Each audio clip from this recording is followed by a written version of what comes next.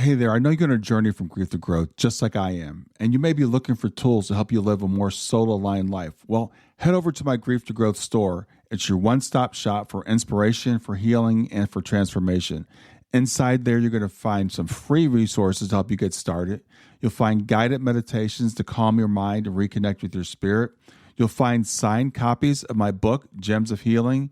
You'll find my brand new Oracle deck to help you tap into daily divine guidance. And there's some powerful mini courses designed to fit in your busy life and move you forward one gentle step at a time. So whether you're deep in grief, seeking spiritual growth, or just ready for a reset, there's something waiting for you right now. Just go to grieftogrowth.com/store, grief numeral 2 growth.com/store, and start exploring. Close your eyes and imagine. What if the things in life that cause us the greatest pain, the things that bring us grief, are challenges? Challenges designed to help us grow, to ultimately become what we were always meant to be. We feel like we've been buried, but what if, like a seed, we've been planted? And having been planted, we grow to become a mighty tree. Now, open your eyes. Open your eyes to this way of viewing life. Come with me as we explore your true, infinite, eternal nature. This is Grief to Growth, and I am your host, Brian Smith.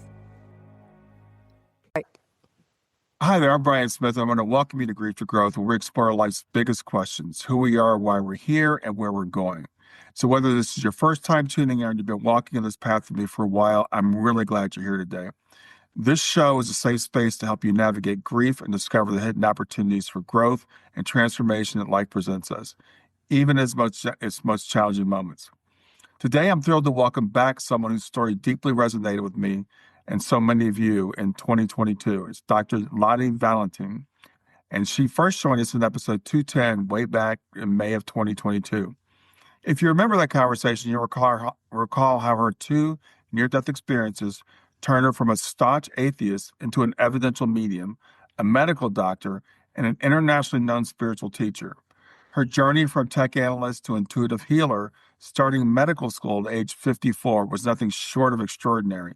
So if you haven't listened to the episode, it's episode 210. It's in May of 2022. I encourage you to go back and listen to it. In today's episode, Dr. Lotte returns to share what's unfolded since we last spoke, and it's really powerful. We'll dive into the Kendriya method, her unique form of ancestral healing rooted in ancient wisdom and spiritual science. You'll hear how she's helping people unlock long-buried patterns, some passed down through generations, and heal at a soul level. We'll also explore her light mapping system, a transformative tool that helps individuals find alignment in body, mind, and spirit. And we'll talk about why healing even one soul can create ripple effects across an entire family line, and even in humanity as a whole. So whether you're carrying inherited trauma, you're seeking deeper healing, or you're curious about what lies beyond this life, Dr. Lotte has wisdom for you. She brings science, soul, and spirit together in a way that's grounded, is accessible, and is profoundly healing. And as always, I invite you after the episode to continue the conversation at grieftogrowth.substack.com. You'll find an article there on today's show, and you can comment, reflect, and interact with me and with other listeners. So let's welcome back to Grief to Growth, Dr. Lotte Valentin. Thank you, Brian. It's such a pleasure to see you again. Yeah, it's great to see you again, too. We were just saying before we got started, it's been 3 years. Time is really crazy the way that it works. Right? I mean, seems like yesterday, but on the other hand, seems like 10 years ago. Because, time has just been flying for the past 3 years. And so many things have happened in how I work, and we're going to be talking about the Kendriya and the light mapping system. And it's just fascinating how all of it really began with my near-death experience. And, we all came here to do something. Mm-hmm. And sometimes we don't know what that is. And we sort of just blindly walk through life. But at some point, right, some of us say, wait a second. Now I understand why it is that I had to go through that. Why did I have a near-death experience? Why did I have to be sick for 12 years? Why did I have to go through all that? Well, from that came who I am today. And now it's my turn to give back to the people and help other people. Just like you, right? Yeah. It's the traumatic events sometimes that propel us in a new direction. Hmm. Mhm. Yeah, that's I think it's very true. I know it's true. I've seen it in my own life and other people's lives as well. So I did refer people back to the episode, but for people that weren't able to listen to it or haven't heard before, could you just quickly summarize kind of the things that you went through that led you to do what you're doing now? Yeah, we'll do a quick recap. So I had two near-death experiences. One was in 1992 and one was in 1994. And the first one happened 10 days after I had given birth and I was hemorrhaging. And the ER kept sending me home. Well, eventually, luckily, I hemorrhaged to death in the Mhm. ER. Luckily, I was in the ER. And that was my first near-death experience. And I left my body, up to the ceiling and had this epiphany of, everything is fine on the other side. It's just peace and love. And the next morning, I started hearing the spirit world, and my sister-in-law had just passed away. And I had no belief system in place to believe in the spirit world, I didn't believe in anything. I thought you die, it's black, you're gone. Mhm. So the next morning, I hear my sister-in-law, and she says, everything's going to be okay. I'm literally thinking, this is it. I've lost my mind. Like, Mhm. what is going on? And how could I be outside my body and still be me? Well, this whole event led to what's called bone marrow suppression. So I had this blood disorder that lasted, well, for 6 years, I barely left my house. And for another 6 years, I thought I was never going to be normal again. Until 12 years later, I went to I started doing my prereqs for medical school. But that second near death experience happened when I was really sick and I had this blood disorder and I literally didn't have an immune system. And I left my body, but the second experience, I was shown what I called at the time, because this was 1994 and we didn't have Google yet, and we couldn't put into Google grid around the earth, right? Now you can put grid around the earth, show me an image, and you'll see something that looks very, very similar to what I was shown. And to me at the time, it looked like a silvery, glittery fishnet. Mhm. But what I was told was that everything on earth is connected to each other, but everything on earth is connected up to this grid.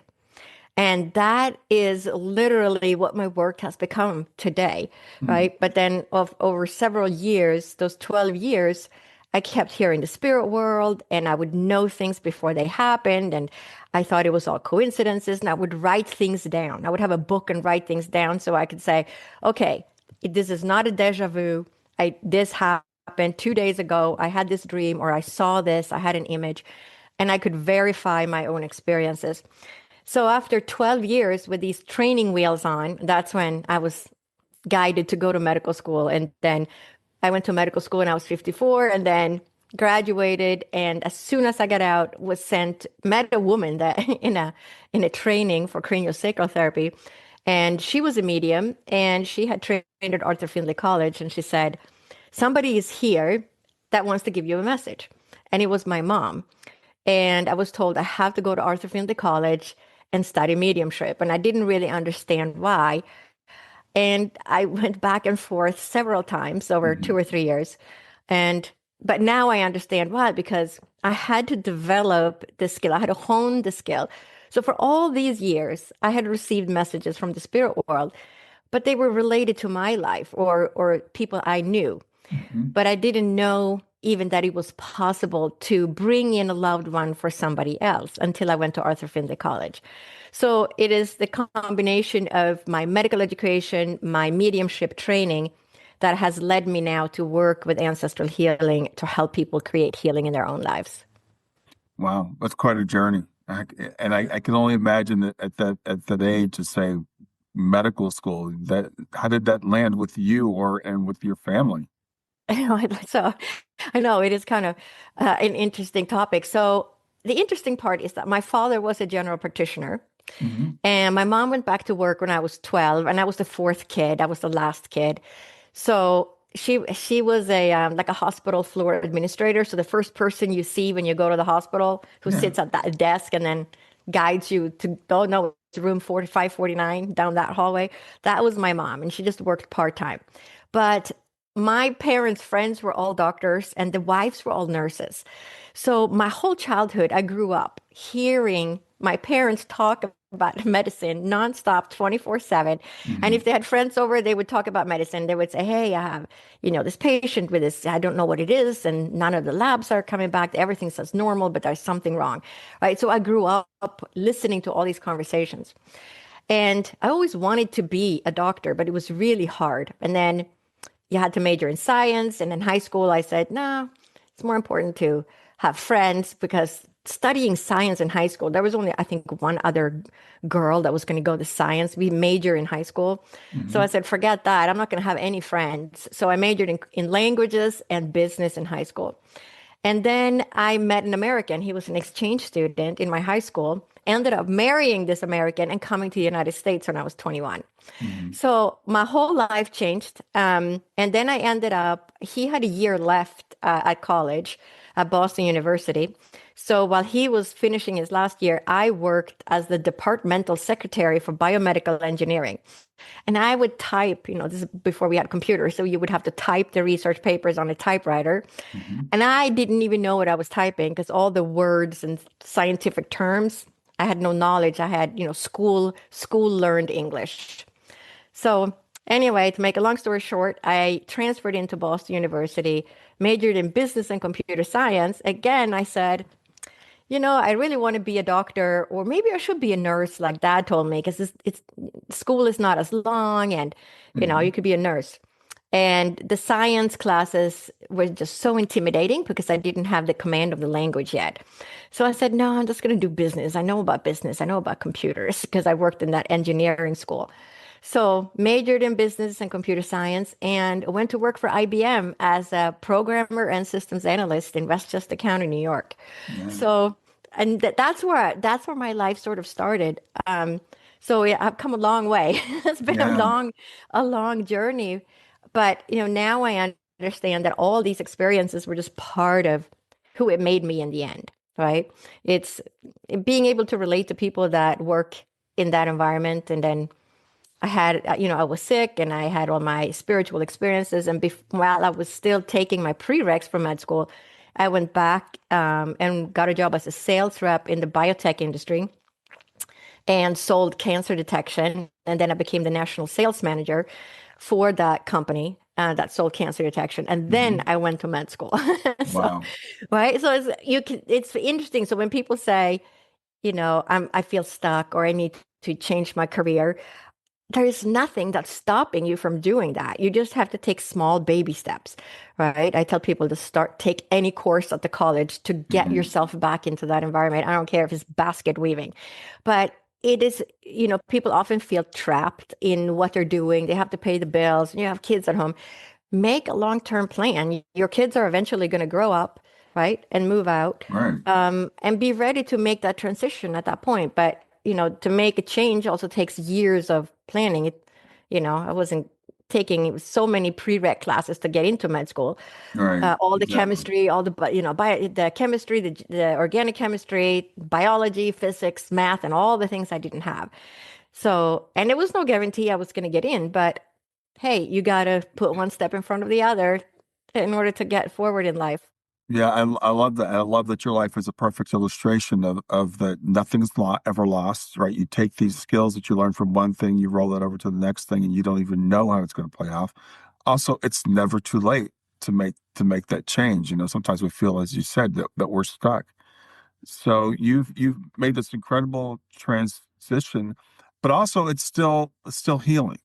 From the medical thing to the mediumship to what you're doing now, it's still healing. So since the last time we spoke 3 years ago, how have things changed for you since then? Stay with us. We'll be right back. Grief doesn't follow stages, timelines, or rules.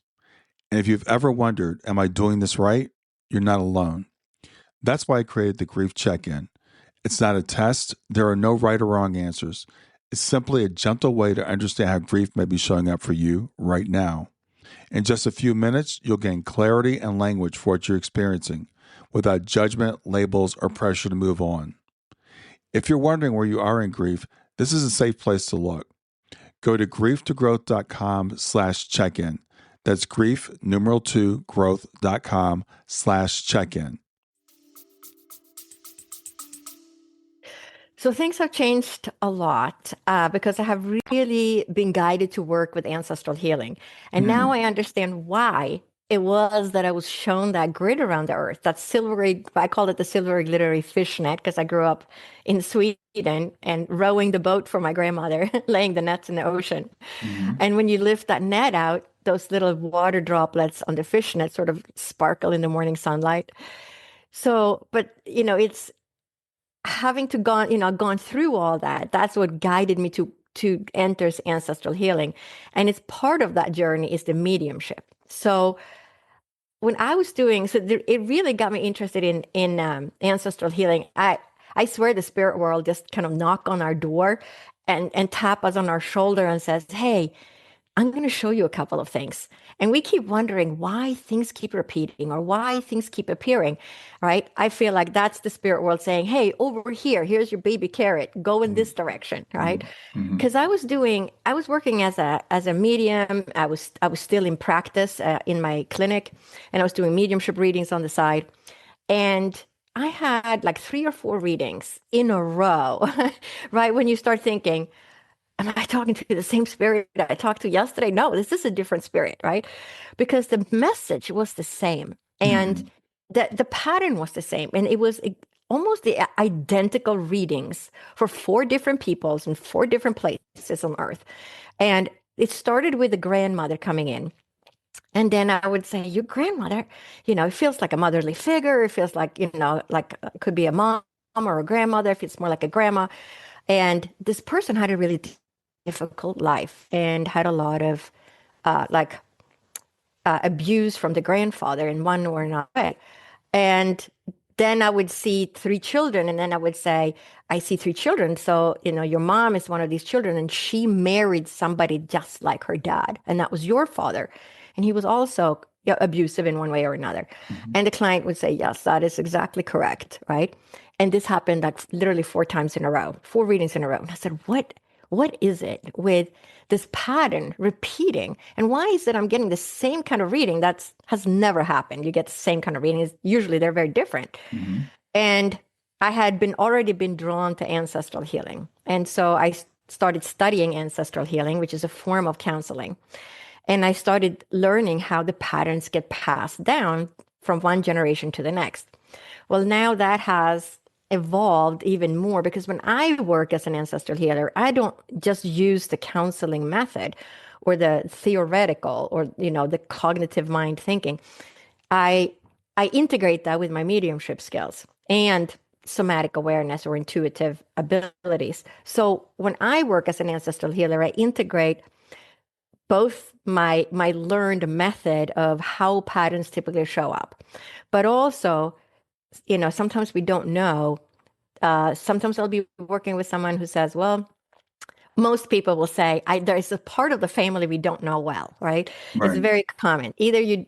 Nobody has a real good grasp on everybody in the family. There's always aunts and uncles and people we didn't talk about. But when you tune into that, sometimes, you use your mediumship skills or somatic awareness. You can say, it feels like it's your father's side. Or the client says, I feel like it's my mom's side, right? Mhm. That is that intuitive awareness that we have. We know where our struggles originate. So if, for example, you say, well, I don't feel seen and heard in my relationship, right? Common one. Well, why is it that you don't feel seen and heard? What is that? Now, if you just use your cognitive awareness, you'll say, well, because I'll do the dishes and, my partner never does the dishes. And I ask for help, but they still don't do the dishes and they don't listen, right? But we have to go lower. We have to take it one step further and say, why am I even having this experience? And when you start looking at the ancestral patterns, they always emerge. I feel like there's nothing at this point in my journey. I feel like everything is tied somehow to our ancestors because we come from the ancestors. We carry their DNA, right? Mhm. We have 50% of mom's DNA and 50% of dad's DNA. So you come from your ancestors physically, but also there is this the quantum physics, right, where we are all connected through time and space. Mhm. And the soul, right? The soul is forever there. The soul comes and inhabits this body, right? Right now, my soul is living in this body. And when this body is not functioning anymore, just like my computer, my phone, I drop my phone, it's destroyed, it gets, the screen crashes, and I have to get a new phone. Hmm. You go to the store, you get a new phone, and what do they do now? They download all your stuff from the cloud, right? The soul of your phone is sitting in the Yeah. cloud. Yeah. But that's kind of how we are too. Because when I had my near death experience, I was still me when I was outside my body. I was still me. So the body is just a container for the soul, and Hmm. the soul is forever there. So, you know, the we don't it's just the body that disappears, that dies, Right. just like the phone dies and we get a new phone, but all your content on the phone, the soul of the phone, you just download it, right? So I always feel like our soul is literally living in the cloud, right? The soul is in the cloud, and when it's time to reincarnate, it downloads itself into a new container, a new body for a new experience. So I feel like we're all interconnected that way. And Hmm. all the souls in our soul families, our friends, we're all part of a greater system, a divine um, system that we can't really put our finger on because we're stuck in this body, right? When they put me back in my body, it's like they stuffed me back into a little matchbox. It's like all of a sudden you don't have that access. You just feel like you got shrunk down. So, but that's how we have this experience, because we're having, this earthly human experience. And if we had access to all of that on the other side, we wouldn't have that experience the same way. Hmm.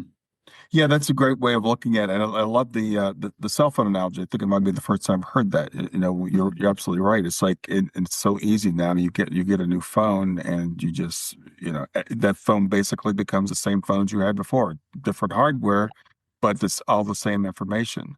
Yeah. And when it comes to ancestral healing, we of course we know now about DNA. We know that's passed down, but as you alluded to, there seems to be more that's passed down than just the physicality of who we are. And I know there's some new work now with epigenetics where people are saying it's not just the DNA, it's also experiences that can be passed back and forth between generations.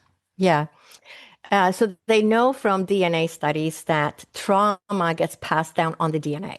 So Hmm. they have done studies on Holocaust survivors where they can see the genetic markers that are passed down. They've identified, I think one of the first ones was FKBP5 gene, right? And it's like they have more than one marker now, and they can see that trauma is actually passed down, and things change, right? So if your ancestors had traumatic experiences of some sort, their epigenetics is going to now change. They're going to code for a different gene to make the offspring have a better chance of survival. Hmm. And they've done studies. They've done studies with mice, and um, I was trying to remember what the study was called: epigenetic inheritance of ancestor odor fear conditioning, Hmm. and it was led by Brian Diaz, and it was a study that was published in Nature of Neuroscience, I believe, in 2013. But it was a study that was led by Brian Diaz, and what they did is they took sperm from first they took the male mice and they shocked them. They let them smell a smell like a cherry blossom smell. Every time the mice smelled the cherry blossom smell, they would give them a little shock. And after they did that a couple of times, of course, the mice said, "Oh, cherry blossom smell, stay away." Right. Then they took the sperm from these mice and they artificially inseminated the female mice. So they didn't even get to meet the female mice. They just took the sperm. And then the offspring of the female mice, those pups, were, jumpy and nervous around the cherry blossom smell, even though they had never experienced a shock Wow. Yeah. themselves. And so you can see, even so they're doing studies on mice, but they also have identified genes of the Holocaust survivors where they can see uh, different things that happen that gets passed down. Hmm. And these different traumas are going to set off, people who have been starved, people who were survived concentration camp and things like that. Their expression, their genetic expression is going to change. And so when they have offspring, right, now they have grandchildren, but because those epigenetic changes happen to their DNA, they can actually be, there's studies out saying that they can be more liable to have different kind of diseases because of the coding of their, their ancestors changed the genetic expression. Hmm. So, we think that we're here and we're unaffected by our ancestors, but that is just one component, right? The DNA is just one component of Hmm. who we are, because there's also the interconnectedness, right, through the grid or through Indra's net, which is an old teaching about how we're all interconnected, and we're all like a node on this net, and we're all reflecting our experiences back and forth. And so we're part of this greater soul. I mean, everything is interconnected in the end. Hmm. You are connected to everybody in your family, but also to everybody that your family knows, right? So you're connected to your father. Look, obviously, you came from him, Hmm. but all the people he knew, even when he went to school when he was a child, that are not even alive anymore, right? You're connected to that person and to all the people that that person knew, right? So just think of how wide this net is, because we're all just part of the greater divine source in the end, and we're all interconnected. Yeah. Well, that's a really good point because we've gotten so in our society, especially here in the US, we're so individualized. We think, everything's me, everything starts and ends with me. I'm hearing more of these concepts, and you mentioned Indra's net, which is an ancient concept that we seem to be starting to come back around to. And then some of the cutting edge stuff that says that, yeah, what happened to my grandparents affects me literally, physically today. Yeah, no, it does, and it does so more than we think, right? When we Hmm. also look at the people that got the Nobel Prize in physics, I think that was in 2023. There were three physicists that received a Nobel Prize in physics, and they discovered the interconnectedness of the different atoms. So if you have two atoms, and then you have Hmm. another set of two atoms, and only one atom from each pair meet, right? The other two atoms that were left behind are still now interconnected. Because just like we were saying, your soul family, Hmm. right? Because one member of the pair met, but that member was part of this other pair. And so now the pairs that got left behind, right? Those single atoms, they're still connected. And whatever affects one atom is going to affect the other one. And that's what those people got the Nobel Prize for in physics. But that's exactly how I interpret the interconnectedness of. I feel like we're all sitting on a node in Indra's net, right? So imagine a spider web surrounding the earth. We all have a little spot on that net where we Hmm. where we all sit. But everything that we do, all our actions, they have an effect on other people. Just like when you're in a bad mood, the people around you are going to know. They're going to say, "Who? Brian is in a bad mood," right? You enter the room and you're all like huffing and puffing. People will Hmm. know that, even if you don't say anything, right? Yeah. Or if Yeah. you come in and say, "I am so happy, all these great things are happening." You haven't even told them yet, but people know. You come into the room and that we feel your happiness, right? But that's the same thing with when we create healing, or the actions and reactions that we have in life. They affect not just ourselves or the immediate person, but think of yourself as sitting on this net. It reverberates, it ripples out through this grid, through this interconnectedness with everybody else that we know or that we have in common. Wow. So was there a particular event that inspired you? Because I know we talked about your journey, the medical stuff, and then the mediumship to move into the ancestral healing. What inspired you to make that move? Yeah, so it was a combination of the mediumship readings when I kept seeing the pattern repeating, Yeah. right? Yeah. And Okay. then that led me to actually study the counseling, the form of counseling of ancestral healing. Okay. And then I got that. But then as I started working with it and working with clients, I then realized that when I'm working, I'm also working mediumistically. I'm tuning into the spirit world. I'm tuning into the client. I'm Hmm. feeling things in my body. Sometimes the client feels things in their body, or they know things intuitively, right? Hmm. And so really to create healing, we it's sometimes just the cognitive awareness is not enough, right? Because sometimes we say the way we think of cognitive awareness, it kind of stays on the surface a little bit instead of saying, why is it that this struggle appears? Why is it that, sometimes people they get depressed or they sort of experience grief, but they haven't even lost anyone. And they're like, Yeah. where is this coming from? Why Hmm. am I all of a sudden, I'm a happy person? I've had several people with this. Why is it that all of a sudden I feel really depressed? And it's like somebody died, but nobody has died, right? But they Hmm. still have this depression. But then when you start looking, well, who in the family? What is your age now? Okay, I'm 45. Okay. Who experienced grief in your family around your age? And sure enough, it'll be like mom or grandma or somebody had profound grief. That grief can be passed down and the next generation picks that up. And especially if it wasn't processed through, right? The things that get passed down are things that are sort of swept under the carpet. Somebody just stuffed that grief down. They didn't Hmm. process it. They didn't, right? And then it sort of lives on in the universe. Everything is an energy in the end. And so all the different things that our ancestors experienced that they weren't able to resolve, it sort of just sits there energetically until somebody comes along and says, well, why is it that I have this issue, right? Those are the cycle breakers or the empaths or the Right. healers for their lineage. And they question, well, why is it that I have this feeling? Where is it coming from? It doesn't make any sense, right? Right. Right. And then, take steps towards that.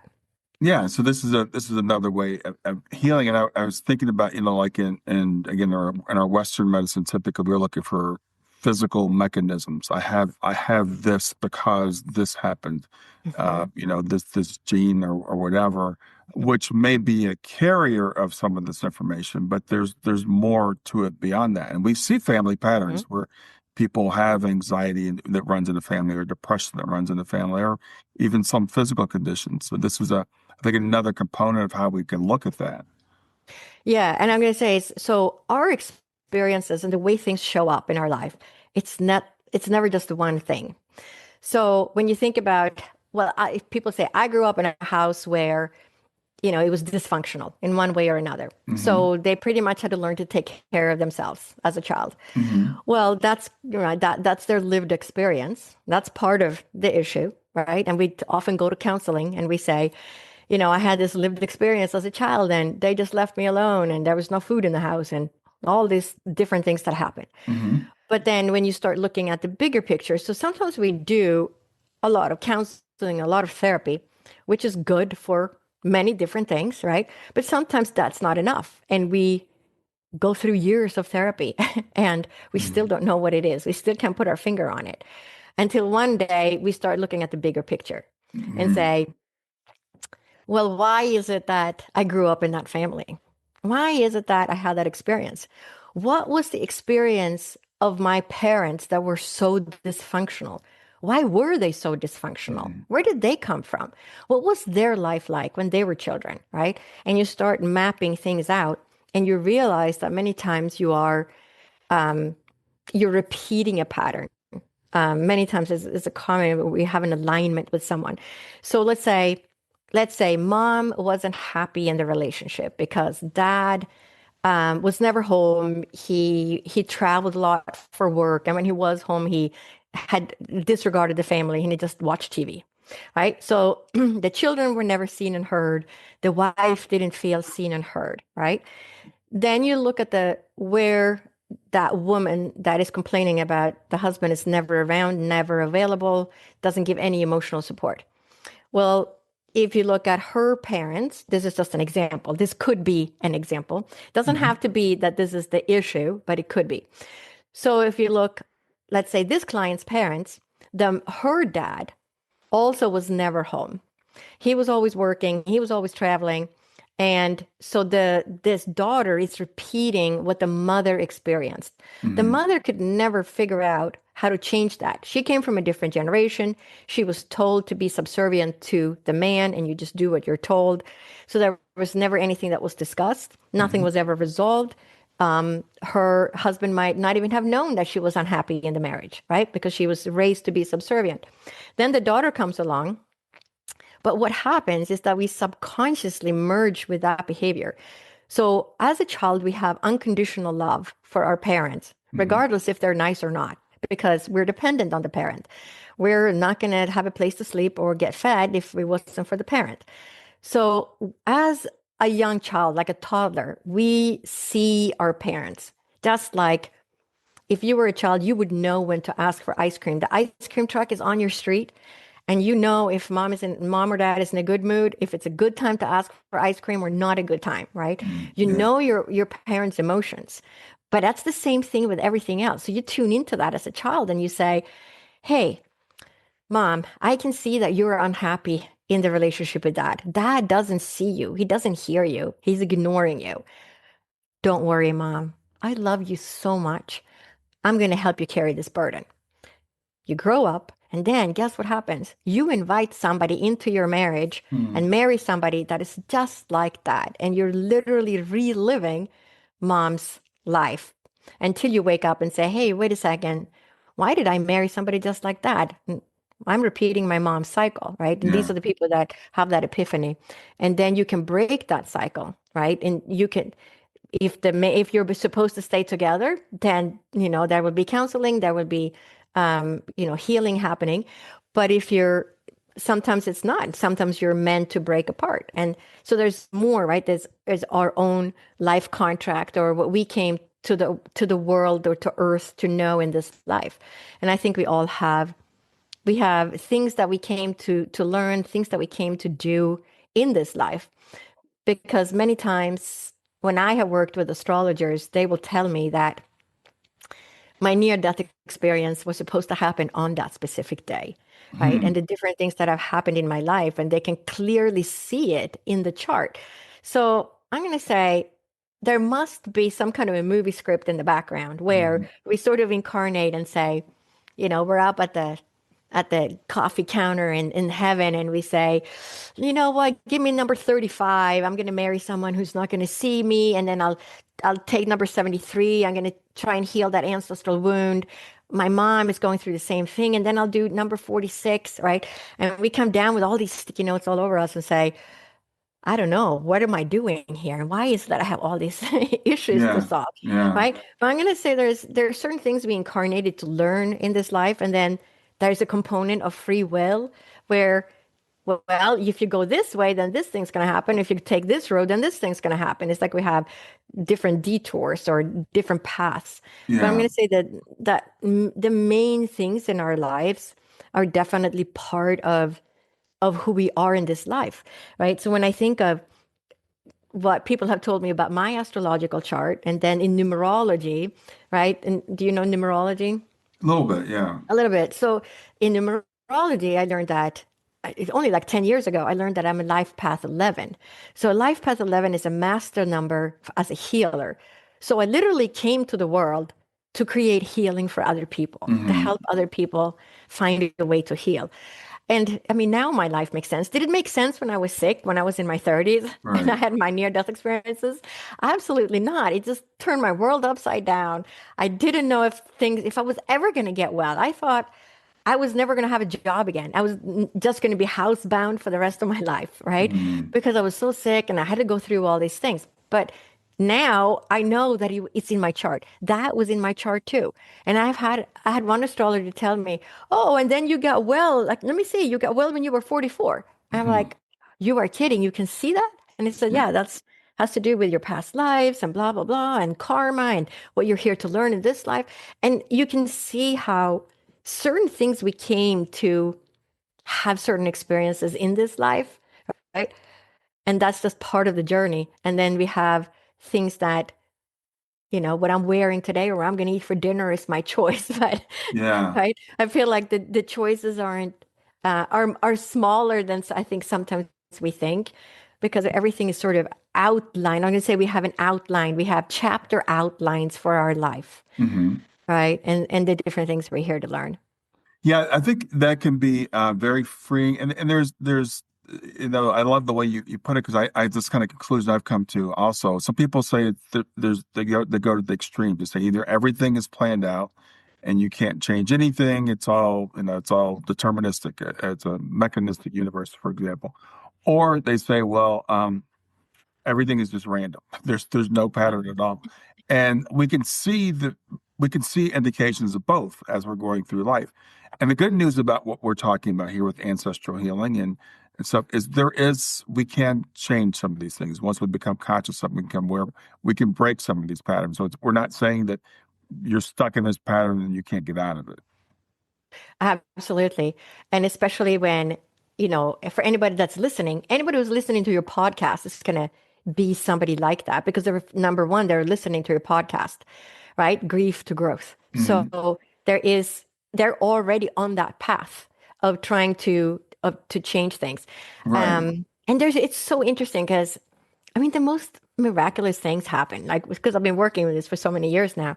And I always, it's always amazing when you hear a common problem is, I'm going to say is, the generation that is that the Gen Z generation that has a more of a tendency to cut off communication with their parents if they feel they weren't seen and heard by the parent, or they felt the parent was not nice to them when they were little, right? And communication disappears. The communication is just closed down. The parents are often the people I work with then, and they'll say, I don't know exactly what's going on, but I can tell you what was going on when my child was growing up. I understand that they're mad at me. I'm trying to fix it. I don't know how to fix it. But then you go into that parent's childhood, that parent's parents, the grandparents, and you clearly see the pattern, right? Sometimes there is this cutting off the communication is rampant within the family. That was something mom did. That was something dad did. That was something they did to their brother. And it just continues on. But the interesting part is that once you uncover the reason, and it doesn't have to be that they're repeating that pattern, it could just be coming from something else, right? But it has an ancestral component to it. But once you heal the ancestral component, and this is the interesting part, the person, let's say I'm working with a mother who hasn't communicated with, let's say, their daughter for 2 years, and they keep reaching out, but there's never any return of the call or text or letters or anything. We do an ancestral healing with the mother, right? And guess what happens? And then 2 weeks later, I get an email saying, guess who just called? Wow. Right? What is that, right? That is that interconnectedness, because when we heal ourselves, when we figure out what is it that is causing this problem, when we go deeper into that and we create healing for ourselves, that is that ripple effect that happens with that all the souls are interconnected through this web around the earth, right? Because we're all interconnected. And when we heal, that feeling, that creates a ripple effect out. The same way as when you walk into a room and you're happy, all the people in that room is going to say, wow, Brian seems like he's in a really good mood. What happened? Did he win the lottery? Or, right? We can all feel it, right? Right. That's the same thing. Even though that person is not aware, they're not even present, they could be living in a different country. It doesn't matter, because when you heal, when you create healing for yourself, that's all you have to do, because that is going to have a ripple effect out to all the other souls that you know, everybody that's connected to you. And that's what's so interesting with ancestral healing, because I don't know, it has this, what I call like a magical component, where that interconnectedness, we can't explain that with science yet, right? Right. So Right. it is just something that we see, when I work like this, I see what happens and the changes that are possible for people. And it doesn't matter if sometimes it can be physical, right? Because I'm a doctor, I get, a lot of people saying, oh, I can heal this, I'm very spiritual. And I'm like, no, don't even try, because you have to work all this. Why would you only work a spiritual component? Why would you only, let's say, pray or meditate to get rid of your cancer? Why wouldn't you use what's available in the physical world at this also, right? Hmm. You want to work with all of the things, not don't put all your eggs in one basket. Use all Hmm. of it. Yeah, you work with it spiritually, work with it medically, do everything you can because that's going to be your best shot. I don't know why you incarnated or which way you picked that you were going to heal, right, in this life. So I tell people, or people that say, "Oh, I don't want to take a drug. I don't like to take drugs. I would rather take an herb." And I'm like, "Well, in this case, you're going to do a lot better with the drug because we're going to get you well in 3 days. But the herb could take, 3 weeks, and you don't have that time right now, right? Sometimes it's not just what we want to do, but it's what's best for that situation. And I tell people, well, what if you incarnated to learn to take pharmaceutical drugs in this life? Or what if you incarnated to learn to take a homeopathic drug or an herbal drug, right? Hmm. We don't know, right? So again, like, why put all the eggs in one basket? Just try all of it and see which one works for you. Because we're not just, it's not the same highway for every person. We all have our own roads. We're all unique in this life and all have our unique experiences. And that includes how we heal, how we sort things out and everything. Yeah, I'm so glad you said that because I do hear people say things like, I don't like to take drugs. And Mhm. it's like, there's plant medicine, there's medicine that man has developed. They can both be helpful. So why would you cut yourself off from a whole, I think we were giving the knowledge we were given to develop these incredible medicines that we've developed for a reason. We talked a lot about how Kandrya can help people. Let's talk more about like what is Kandrya? What is the method? Yeah. So Kindraya is an integration of not just the, right, when you go to counseling or you study ancestral healing, you're working with a cognitive, Hmm. right, the understanding of why it is that you're having experience. But sometimes we don't know exactly why that is, or we don't have all the pieces of our ancestors, so we can't know exactly where it's coming from. Or maybe we were adopted and we don't even know our birth parents, right? Hmm. But if we put them all together, so we use the cognitive model of saying, well, it gets passed down this way, and this is what you feel, and this is how you describe your issue. But then when we also add the somatic experience, sometimes, we have an issue. Well, if we close our eyes, where do we feel that issue? What does it feel like? Hmm. Where is it sitting? And if you use your what I call the super conscious, we add the intuitive aspect or the mediumistic aspect, right? We can tune in and because when I work, I'll say, it feels like it comes from your father. I don't know anything about your dad's side of the family.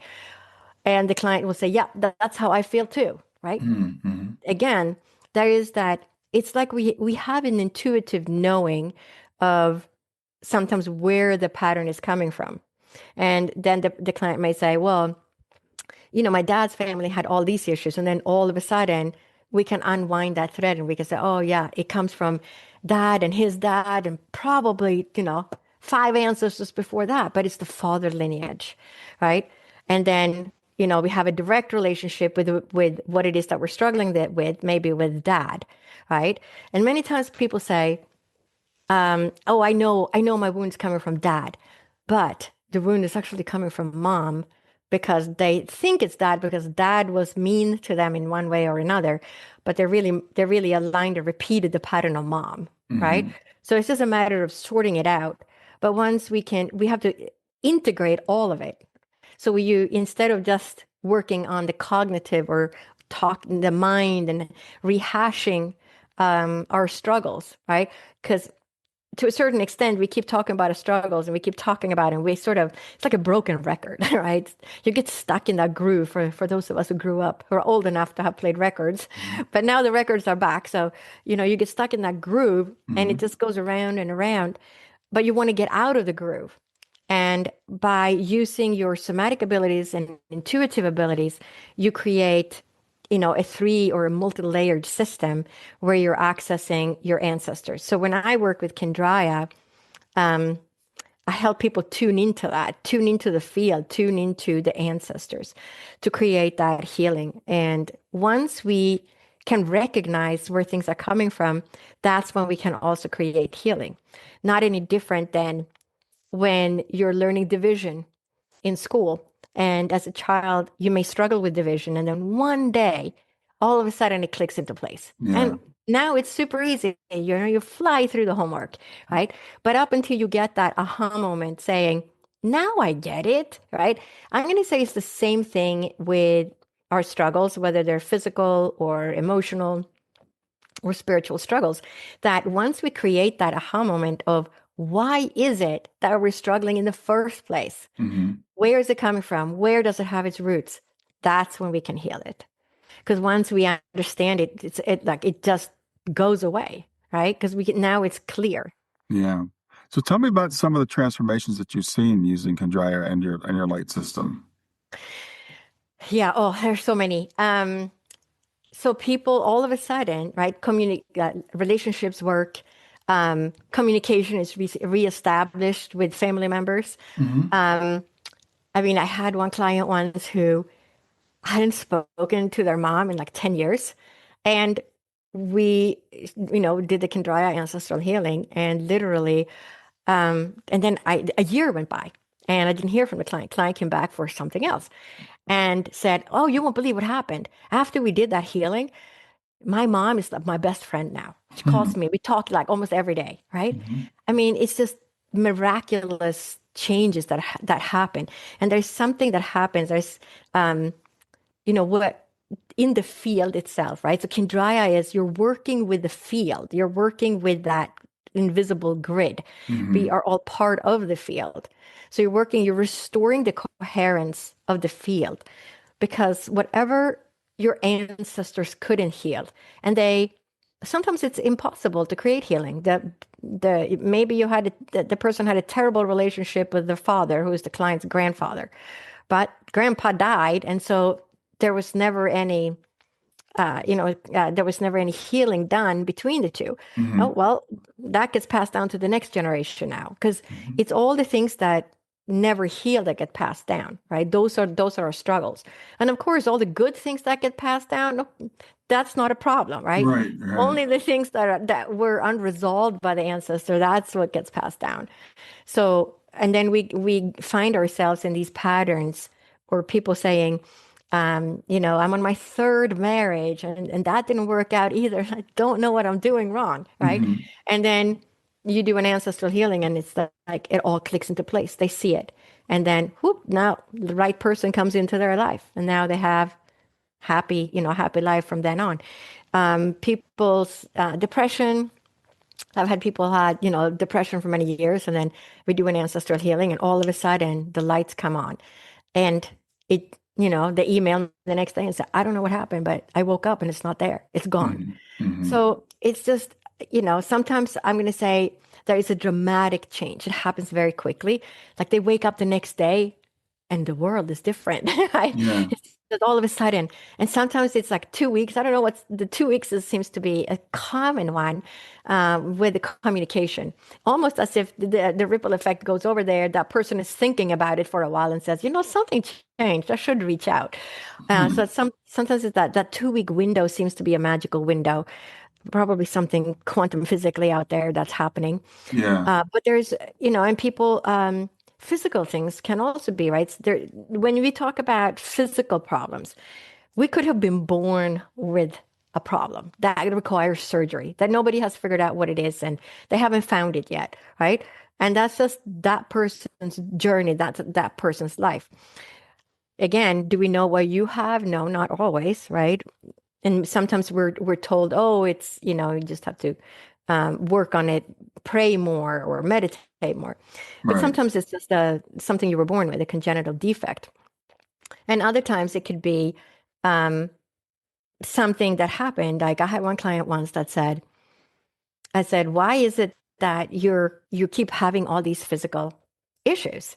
And I said that it didn't make any sense. There wasn't something that was congenital. It wasn't something, it was kind of these, what we call diagnosis of exclusion. When you can't find anything on the labs, give the person a diagnosis because that's the only thing that fits. Hmm. But we don't really have labs for it, right? But we have to code a diagnosis. So you say, okay, tell me about, tell me about your ancestors. Well, so it turns out the client said, well, when I was little, my mom passed away. She was really sick. My whole childhood, my mom was really sick. And I was 10 years old when my mom died. And at that funeral, I remember saying to myself, don't worry, mom. I'm going to be sick just like you. I love you so much, right? And guess what happened? You do the healing and you realize that that's what that person has been carrying and all these kind of weird symptoms that is not really a true disease, right? Pain in the pain here and pain there and Hmm. right, but there's nothing that's really wrong, right? Hmm. And that so many times those kinds of things can be related to an ancestral component. Now, this client just happened to remember telling herself that, right? Hmm. Many times we don't remember it.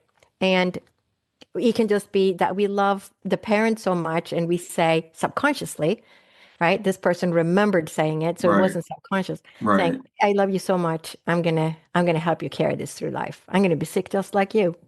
So sometimes it's an ancestral component that is Hmm. causing it, and sometimes it's not, right?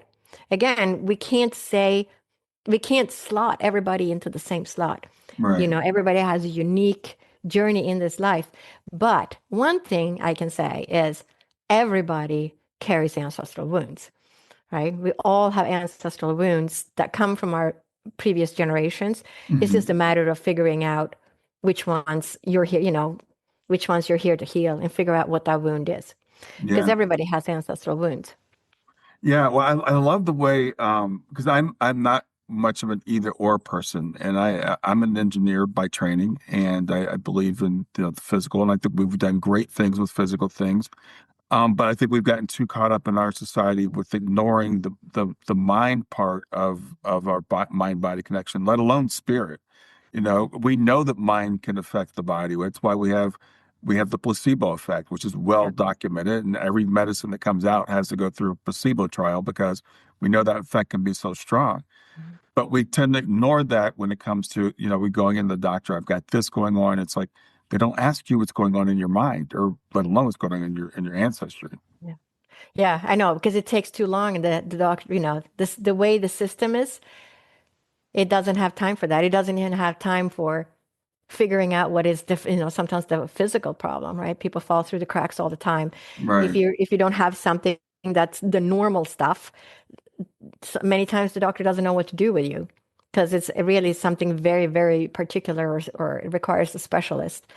But again, we who do we see when we go to the doctor? We see the general practitioner, the family practitioner, general practitioner, Hmm. and the way we are trained, right? That's how I'm trained. We get the scope, the most common ailments of make sure you don't miss this. If they have this, make sure you send them to the specialist. Oh, if they have this, send them to the ER, right? You get all the red flags, make sure you don't miss anything. And then for the rest, it's all the most common things. Now, a lot of people have weird things that only a specialist would know. You would have to see a vascular surgeon in order to get that diagnosed, right? But if we didn't even learn about it, so you go to the general practitioner, we don't learn about that. Yeah, that's a specialist, Hmm. right? That's what they learn. But Hmm. sometimes the general practitioner doesn't even know where to send you. So that's why a lot of people fall through the cracks. I get a lot of those when I work as a medical intuitive. A lot of people, and then I use my medical background and my mediumship and my intuitive abilities. But I get a lot of those, and probably from growing up in my medical Right. family, right? I Right. heard all the stories as a child, of my parents talking and saying, "Oh, they missed this, they missed that," right? And it's common, and it's still like that today. Yeah. Even when you go to the ER, right? If you're not there to have your life saved, right? The ER doesn't know what to do with you. They're trained in saving lives. They're looking for, blood clots. Are you bleeding out? Are you breathing?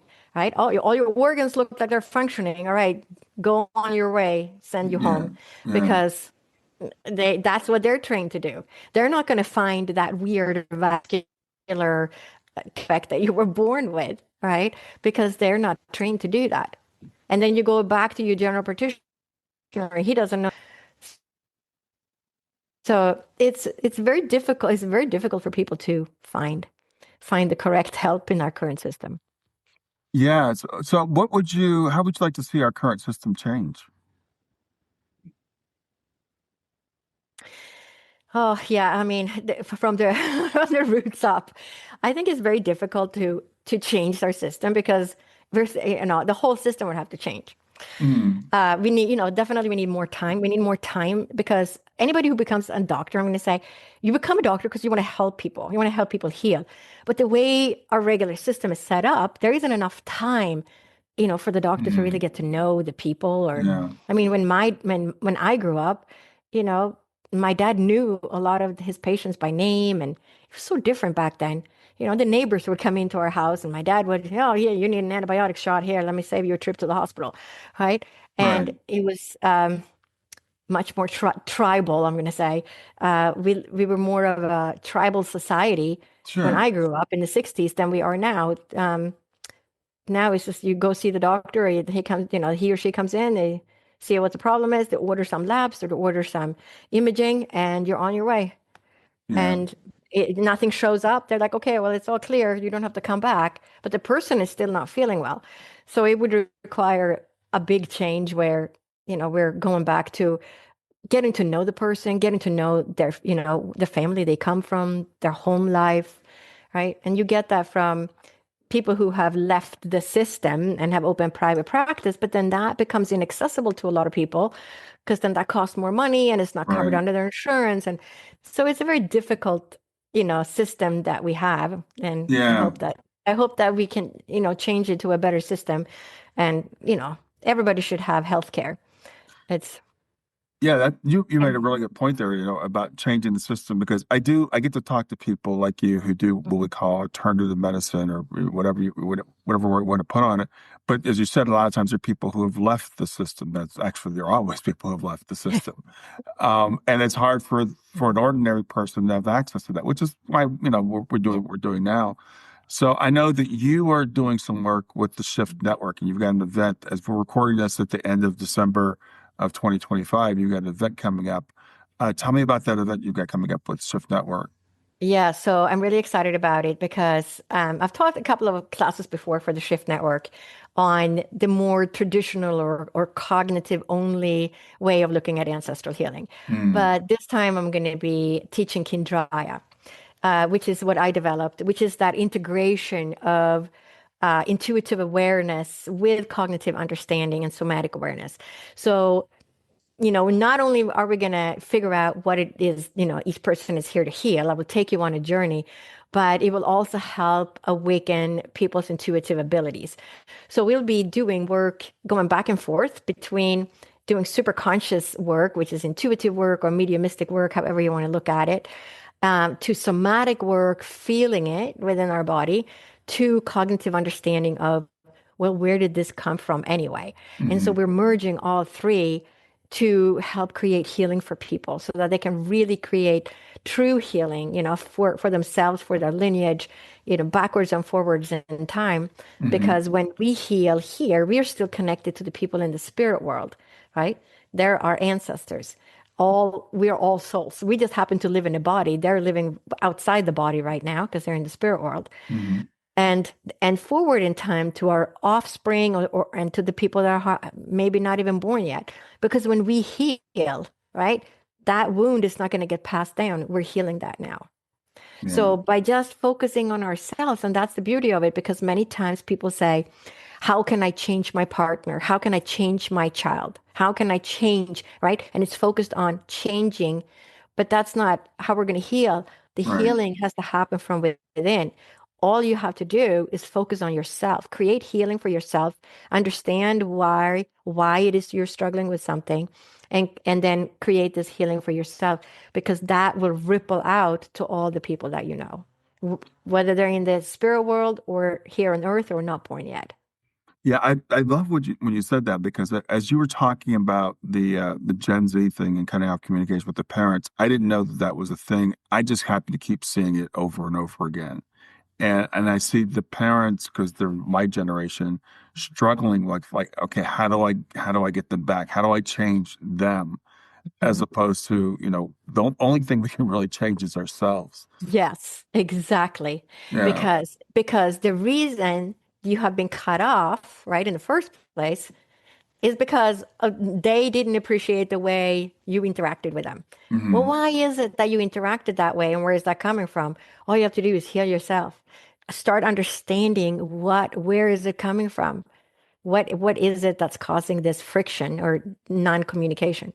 And focus on healing yourself. And that's the beauty of Kindraya and ancestral healing, is that all we have to do is just heal ourselves. Yeah, that's awesome. So, Dr. Lotte, I know people are going to want to hear more from you. We'll have a link to the event in the show notes. So for anybody that's listening to this, or if you're watching on YouTube or whatever, there'll be a link in the show notes. But if people want to reach out to you, how can people reach you? The best way would be to go to my website, which is just Dr. Lotte, DRLOTTE.com. And on there, you can see all the different types of sessions and work that I do. And if would like to work with me personally, you can just book a session, find a time online. Yeah. Well, thanks so much for being here today. I know that I know people are going to get a lot out of this, and I think when it comes to healing, I love the concept of the Indra's net. That if we heal ourselves, we're healing our neighbors, and we're eventually healing the whole world. Yes, exactly right. Because all you have to do is focus on yourself. Stop thinking you're going to try and fix somebody else or change somebody else. Just work on yourself. That's all you have to do. And it makes life so much simpler too, because once we realize that, it's a lot simpler because we can let go of trying, we can lead a horse to water 100 times, but you can't make that horse drink, right? And that is exactly what's happening, but we can change ourselves. We can heal. And when we heal, again, that is what's going to ripple out. Just like if you walk into a room and you're happy, everybody knows it. Awesome. It's the Well, same thanks so thing. much for being here today. Enjoy the rest of your afternoon. Yeah, thank you so much. Dr. Lotte has a free event coming up on February 3rd. So if you're listening to this before February 3rd, 2026, make sure you go over and check out that event. It's on ancestral healing. There's going to be a link in the show notes to find it. So check it out. Have you ever wished for gentle guidance or comforting word exactly when you need it most? Well, I've created my Love Lives On Oracle deck just for that purpose. Now, this isn't a deck that's about predictions. It's about connection. Every card has been thoughtfully designed to guide you through life's toughest moments, to illuminate your path and help to remind you that you're never alone, that your loved ones are always there right beside you. So whether you're seeking clarity, comfort, or a loving message from beyond, each card is here to speak directly to your soul. And along with the deck comes a downloadable PDF guide that you can use that will give you an affirmation for the day, something to reflect on, and even an activity to do to keep you connected to your loved one. So check out the Love Lives On Oracle deck today. You can get it at stan.store/grief to growth. Stan.store, STAN.store/grief, numeral 2, growth.